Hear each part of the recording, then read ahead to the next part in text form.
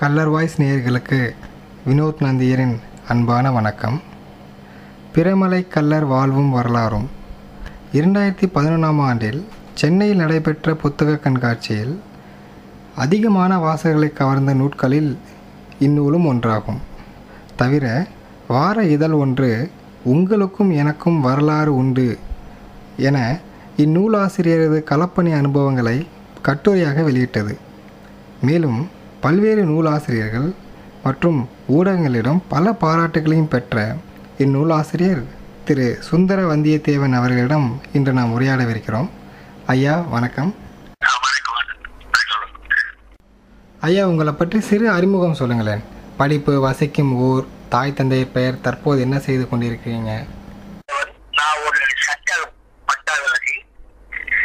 நான் சென்னை புதுக்கல்லூரியில் இளங்கலை பட்டமும், சென்னை டாக்டர் அம்பேத்கர் அரசு சட்டக்கல்லூரியில் இளங்கலை சட்ட படிப்பு முடித்தேன். ஓகேங்க. முடிச்சுட்டு உயர் நீதிமன்றத்தில் கொஞ்ச நாள் ஒரு பெரிய வழக்கறிஞர் ஜூனியர் வழக்கு பணி செஞ்சுட்டு இருந்தேன். ஓகே சரிங்க. அது சிறு வயதிலிருந்து என் சொந்த ஊர் உசிலம்பட்டி, மதுரை மாவட்டம் உசிலம்பட்டி. சரி. சிறு வயதிலிருந்து இந்த பகுதியில் குற்றப்பரம்பரை சட்டம் இருந்ததுனால அதை பற்றி நிறைய வரலாற்று நிகழ்வுகள்லாம் பேசிட்டே இருப்பாங்க. ஓ சரிங்க. அப்ப அந்த எங்க பகுதியில அந்த குற்றப்பரம்பரை சட்டம் கல்லூரி ஒடுக்கியதன் அடிப்படையில சரி ஒரு கல்லூரிய வரலாறு ஒரு ஒடுக்கப்பட்ட வரலாறாகவே எங்க பார்வையிடப்படும். சரி. அந்த அடிப்படையில குற்றப்பரம்பரை சட்டத்தை பற்றி ஒரு ஆய்வு செஞ்சு ஒரு நூல் எழுதுறது எனக்கு சிறு வயதிலிருந்து இருந்த எண்ணம். பிரமலை கல்லர் பெயர் காரணம் என்ன ஐயா? பிரமலை கல்லர் என்றால் இரண்டு வகையான பொருள் சொல்லப்படுது. பிரான்மலை பகுதியிலிருந்து அந்த பகுதியில் குடியிருந்தாங்க. அந்த பிரான்மலை என்று சொல்றா, பிரமலை என்று மதிப்பிட்டு ஒரு சாதாரண சொல்றாங்க. சரிங்க. ஆனா என்னுடைய ஆய்வுல என்ன தெரிய வந்திருக்குன்னா, அழகமலையிலிருந்து பிரான்மலை வைத்து கல்லர்கள் பரவி வாழ்றாங்க. சரி.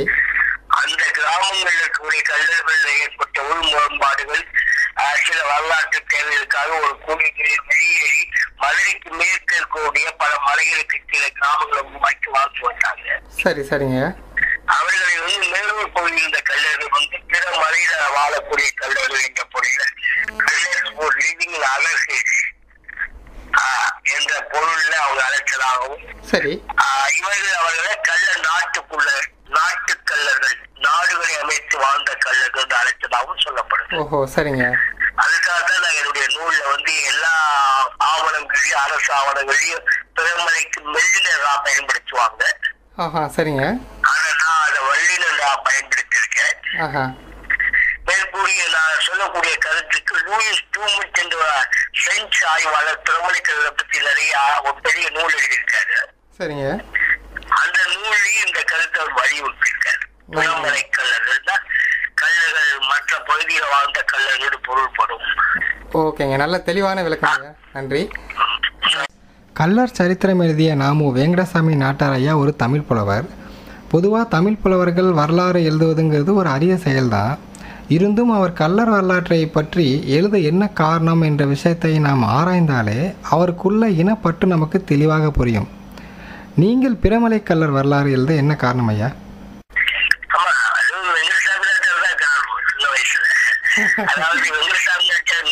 தமிழ் அறிஞர், அவர் கல்லர் சமூகத்துக்கு மட்டுமல்ல தமிழ் சமூகத்துக்கே நிறைய பங்களிப்பு செஞ்சிருக்காரு. மிகச்சரி. அவருடைய பல்வேறு தொல்காப்பிய உரைகள், அவருடைய தமிழ் இலக்கியத்துக்கு அவருடைய பங்களிப்பு மிக மகத்துவமானது. மிகச்சரிங்க. அவர் மேல மிகப்பெரிய மதிப்பீடு வச்சவர். இருந்த போதிலும் அவர் எழுதிய கல்லர் வரலாற்றுல பிரபல கல்லர்களை ஒரு வார்த்தையோட குறிப்பிடாம எழுதியிருக்கார். அதனால அதுக்கு காலத்தை வரலாற்று சூழல், குற்றப்பரம்பரை சட்டம் மேல வந்திருக்க காலம், அந்த காலகட்டத்தில் சட்டம் விரிவுபடுத்தப்படக்கூடிய சூழல் தஞ்சாவூர் பகுதியில் இருக்கக்கூடிய படித்தவர்கள்லாம் அது இன வரலாற்றை தெளிவா எழுதினாக்கா அந்த சட்டம் வராதுன்றதுக்காக சில ஆய்வுகளை மேற்கொண்டு அதை எழுதினாங்க. அப்ப பிரமலைக்கல்லர்களை குறிப்பிட்ட ஒருவேளை அவர்களுக்கு ஏதாச்சும் ஒரு வந்திருக்கலாம், யோசித்திருக்கலாம், அல்லது தவிர்த்திருக்கலாம், அல்லது தெரியாம விட்டிருக்கலாம். இருந்த போதிலும் அந்த தவிர்த்தல் என்பது இவர்களுக்கு ஒரு தனி வரலாறு, ஒரு அடையாளம் இருப்பது எனக்கு உணர்த்தியது. அந்த அடிப்படையில் இவர்களை பற்றி ஒரு தனி வரலாற்று நூல் எழுதணும்னு முயற்சி பண்ணேன். ஆனா இவர்கள் தஞ்சை கல்லூரி, மேலூர் கல்லூரிய தொடர்ச்சியால அவர்களை சொல்லாம, அவர்களையும் சொல்லாம என்னால இவர்களை பற்றி எழுத முடியல. சரிங்க. குற்றப்பரம்பரை சட்டத்தின் விளைவு எப்படி இருந்துங்கய்யா? அதாவது பொதுவாக 16 வயசுக்கு மேலே உள்ளவங்களாம் தினமும் வந்து கையெழுத்து போடணும் அப்படிங்கிற மாதிரி ரொம்ப கொடுமையாலாம் படுத்தினாங்கன்னு கேள்விப்பட்டிருக்கோம். இரவு நேரத்துல பொது படுக்கையில படுக்கணும்வாங்க, மணிப்படுக்கைவாங்க, மணிப்படுக்கையில வேற ஒண்ணு மணி அடிச்சா அப்படி படுக்கிறது. ஆமாங்க. அது மாதிரி என்னென்ன தண்டனைகள்லாம் அப்போ இருந்தது? குற்றப்பரம்பரை சட்டத்தின் தண்டனைகளை பற்றி கொஞ்சம் சொல்லுங்களேன். குற்றப்பரம்பரை சட்டம் வந்து அதாவது நீங்க ஒரு ஜனநாயக நாட்டில் நம்ம வாழ்றோம். காவல்துறைக்கு வந்து அதிக அதிகாரம் கொடுக்கும் போது மக்கள் பாதிக்கப்படுறாங்க. ஆமா. அப்ப அதே அதிகாரம் வந்து காவல்துறைக்கு அதிகபட்சமான அதிகாரத்தை கொடுத்தா மக்கள் பாதிக்கப்படுவாங்க. அதான் குற்றப்பரம்பரை சட்டம். ஆமா, மக்கள் வந்து அந்த இரவு நேரத்தில் தாக்கப்பட்டது போது இல்லாம பல நல்ல அதாவது விளக்க முடியாத அளவுக்கு பல வந்து சிக்கல்கள் நடந்தது. அது வந்து எல்லாத்தையும் நடக்குது. அதான் உண்மை என்ன கேட்டதுன்னா, அதாவது அந்த 30 ஆண்டு காலம் அவர்களுடைய இடப்பெயர்ச்சி தடுக்கப்பட்டது. சரிங்க. அந்த இடப்பெயர்ச்சி தடுக்கப்பட்டதுனால வளர்ச்சி இல்லாம போயிட்டாங்க. ஓ, சரிங்க சரிங்க. அப்ப 1901 உலக போருக்கு பின்னாடிதான் பிரிட்டிஷ்காரங்க இந்தியாவை தொழில்மயப்படுத்தினாங்க. ஏன்னா முதல் உலக போர் ஐரோப்பாவில் நடந்துட்டு இருக்கும் போது அவர்களுக்கு இங்கிருந்து பொருட்கள் தேவைப்பட்டது. ஆமா ஆமா. அப்ப இங்க தொழிற்சாலைகளை உருவாக்குறாங்க. சரி. நிறைய இடப்பெயர்ச்சி ஏற்பட்டது. கிராமத்து மக்கள் நகரத்துக்கு வந்தாங்க, உணவு உழைப்பாளிகளா மாறினாங்க, அங்கங்க பயணிச்சாங்க. ஒரு பெரிய மனித மொபிலிட்டி, சோசியல் மொபிலிட்டின்னு சொல்லுவாங்க. அதனாலதான் பல சமுதாயத்தில் நவீனத்தை வளர்ந்திருக்காங்க. சரிங்க சரிங்க. ஆனா அந்த காலகட்டத்தில் பிரபலை தலைவர் போன்ற குற்றப்பரம்பரை சட்டத்தில் பாதிக்கப்பட்ட மக்கள் ஒரு குறிப்பிட்ட எல்லைக்குள் முடக்கப்பட்டதுனால அவங்க வளர்ச்சி மற்றவங்களோட சமத்துவத்தோடு இல்லை என்பது என்னுடைய கருத்து. ஓகேங்க ஐயா. நாம் கள்ளர் ஒரே இனம், கள்ளர் என்பவர் ஒருவரேன்னு நினைக்கிறோம். நீங்கள் எழுதிய புத்தகம் பிரமலை கள்ளர் வரலாறு என்று எழுதியது. பிரமலை கள்ளர் என்பது தனி இனம் போல இளைஞர் மத்தியில் தோன்றுதே. கள்ளர் வரலாறு என்று எழுதியிருக்கலாமே, தவறாக நினைக்கக்கூடாது. உங்களது விளக்கம் என்ன?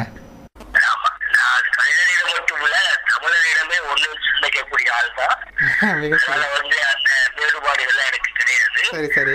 ஆனா வந்து வரலாற்று ரீதியாக, வாழ்வியல் ரீதியாக, பண்பாட்டு ரீதியாக பல வேற்றுமைகள், ஒற்றுமைகளும் இருக்கு. சில அடிப்படையான வேற்றுமைகளும் இருக்கு. சரி. உதாரணம் சொல்லுங்கன்னா, கள்ளர் வரலாறு தான் குற்றப்பரம்பரை சட்டத்தை பற்றி 2 வரி எழுத முடியும். சரி. பழைய இருந்த கள்ளர் வயது இருந்ததுன்னு சொல்லி. ஆனா பிரபலை கள்ளர்களுடைய வரலாற்று தான் அதுக்கு ஒரு தனி அத்தியாயமே எழுத முடியும். சரிங்க. புரியுதா?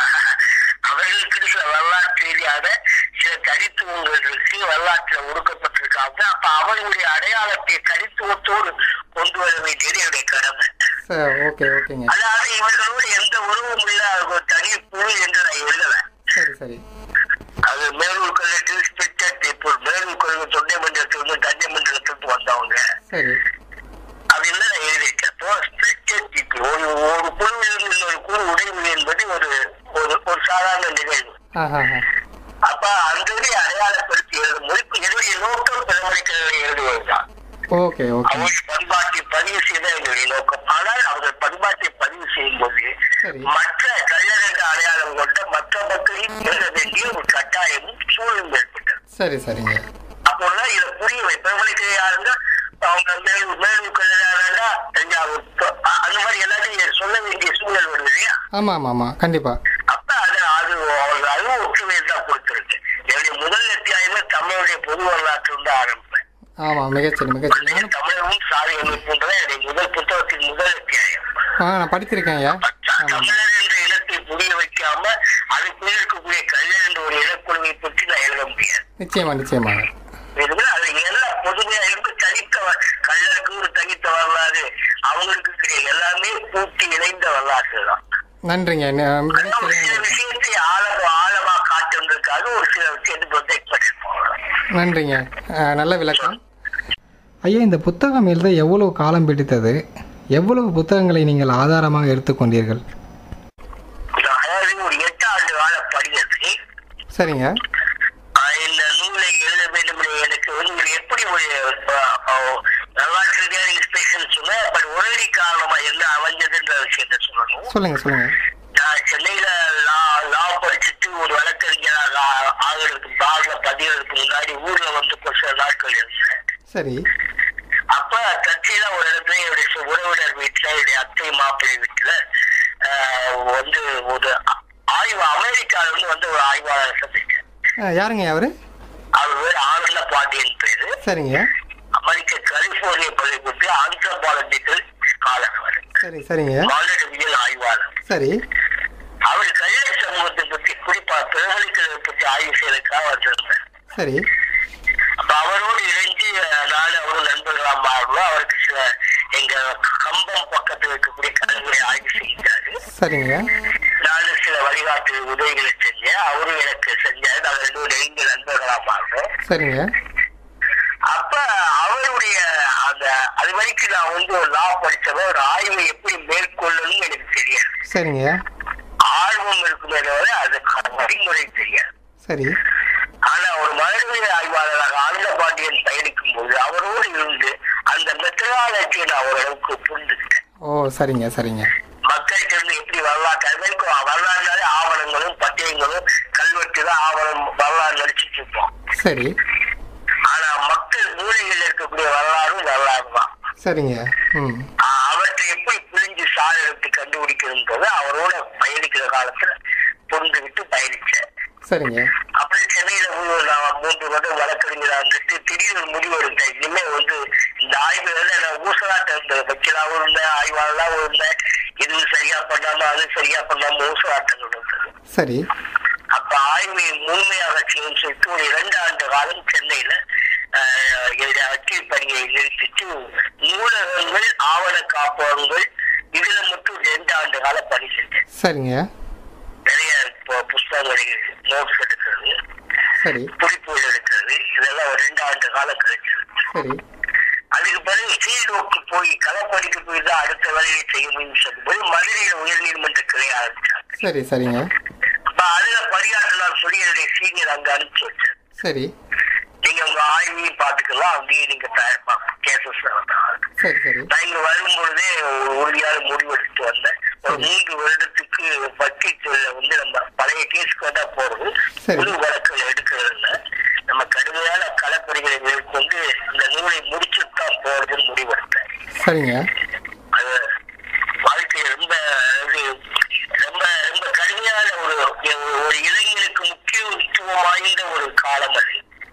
எனக்கு அப்படி ஒரு முடிவெடுக்கணும் 30-31 வயசு. சரிங்க. அப்ப சொந்த வாழ்க்கை, திருமணம் போன்ற விஷயத்தை யோசிக்கிற நேரம். நிச்சயமா. அந்த நேரத்தில் இப்ப ஒரு முடிவு எடுத்தது என்னுடைய சொந்த வாழ்க்கையோட பாதிப்பை உருவாக்கியிருக்கு. ஆனா உறுதியான முடிவு எடுத்து பயணிச்சோம். ஆனா 3 வருடங்கள்ல அதை முடிச்சிட முடியும் நான் முயற்சி பண்ண, அது முடியல. எனக்கு 6-7 ஆண்டு காலம் எடுத்துருச்சு. ஐயா, உங்களுக்கு உதவியாளராக இருந்தவர் வந்து ஒரு தலித் பெண் என அறிந்தோம். வியப்பாக இருந்தது. இன வரலாறு எழுதும் போது இன வேறுபாடு இல்லை என்று சொல்லிவிட்டீர்கள். பாராட்டுக்கள். இதற்கான உங்களது விளக்கம் என்ன ஐயா? வியப்புக்கு என்னன்னு தெரியல எனக்கு. அவங்க வந்து ஒரு பணியாளர், எனக்கு உதவி செய்யறாங்க, பணியாற்றுறாங்க. அவங்களுடைய தோழி நீண்ட காலமா எனக்கு அறிமுகமானவங்க.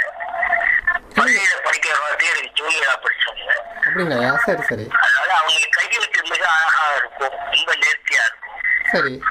அதனால அவங்க எனக்கு எழுதி கொடுத்தாங்க. அவங்க என்னுடைய குடும்பத்துல ஒருத்தவங்க மாதிரி. இன்னைக்குமே வந்து நீங்க எல்லாருமே வந்து கல்லர் போன்ற மற்ற ஜாதி மனிதர்கள் வந்து எப்படி பாக்குறீங்கன்னா, நான் என்னுடைய பார்வையை கேட்டீங்கன்னா நம்முடைய எல்லா விதமான வெற்றி புள்ளி ஒரு தலித்துக்களுடைய உழைப்புகள் உண்டு. கண்டிப்பா கண்டிப்பா. ஆனா அவங்களுடைய உரிமையை நம்ம ஒற்றுக்கொள்ளக்கூடிய பக்குவத்திற்கு நம்மளும் வளரணும்ன்றது என் விருப்பம். நிச்சயமா நிச்சயமா ஐயா. ஐயா, பிரமலை கல்லர் இனத்தின் முன்னேற்றம் எவ்வாறு இருக்கிறது? நம் இனம் தமிழ்நாட்டில் முன்னேறிய இடத்தில் இல்லை என்பது உண்மை. நம் ஒட்டுமொத்த கல்லர் இனத்தையும் முன்னேற்ற என்ன செய்ய வேண்டும்? உங்கள் பரிந்துரை என்ன?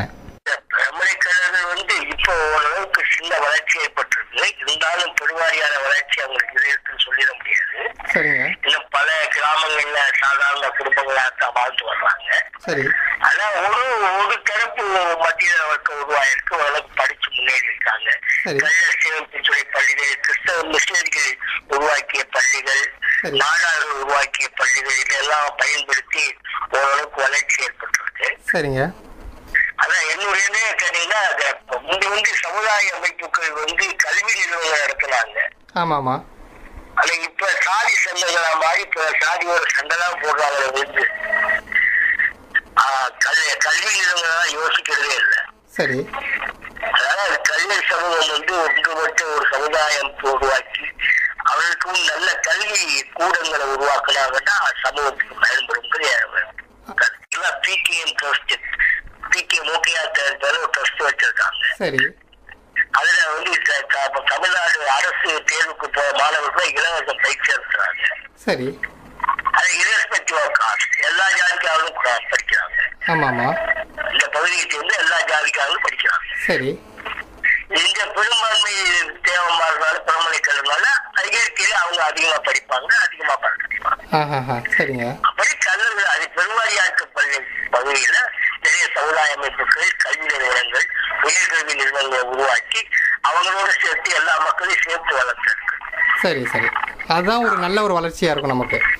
அதான் இந்த மாதிரி ஆய்வாளர்கள் சக்சஸ் பண்ண முடியும். பல்வேறு வகையான வளர்ச்சியில சமுதாயம் சார்ந்து கல்வியில் ஏற்படக்கூடிய மாற்றம் தான் சமூகத்துடைய அடித்தளத்தை மாற்றுங்கள் என்னையுடைய கருத்து.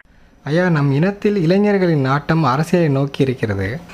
தவறு இல்லை. அரசியல் மூலமாக நமக்கு விமோசனம் கிடைக்குமா? உங்கள் கருத்து என்ன? இளைஞர்களுக்கு சொல்வது என்ன? அரசியல் என்பது எல்லா மனிதனுக்கும் வந்து man is a political animal என்று அரிஸ்டாட்டில் சொல்லுவார். மனிதன் அரசியல் விலங்கு என்று சொல்லுவார்.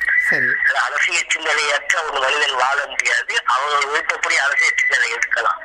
ஆனா அந்த அரசியல் சிந்தனை பொது சமூகத்துக்கு பயன்படக்கூடிய சிந்தனையா இருக்கணும். சரி.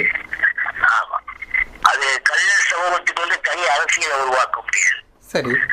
பொது சமூகத்துக்கான நல்ல அரசியலை உருவாக்கி கல்லர் சமூகம் சேர்ந்து பயன்படுவோம். சரிங்க சரிங்க. ஐயா, கல்லர் இனம் இன்று பல கூறாக பிரிந்து கிடைக்கிறது. ஒரே இனம் என்று அறிவித்தால் நன்றாக இருக்கும். நீங்கள் என்ன நினைக்கிறீங்க?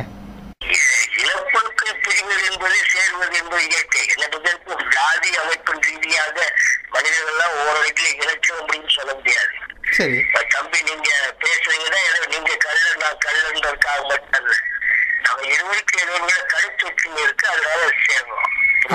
சரி சரிங்க. கருத்தொற்று வட்டவர்கள் தான் ஒண்ணு சேர முடியும் தவிர ஒரு ஜாதியின் அடிப்படையில் மட்டும் எல்லாரும் சேர்ந்த. சரி. இப்ப இப்ப எல்லாருமே ஒண்ணு அப்படின்னு நம்ம சேர முடியாதுன்னு சொல்றீங்களா? இது கருத்தொற்றவர்கள் நல்லவர்கள்லாம் ஒன்று சேர்ந்து கட்சி அமைக்கிறது இல்லையா? ஆமாமா. அமைப்பு அப்படிதான் விட்டு வருது. ஒரு ஜாதியில பிறந்துட்டாங்க இருக்க எல்லாரும் ஒன்று சேர்க்க மாட்டாங்க. சரி சரி சரி.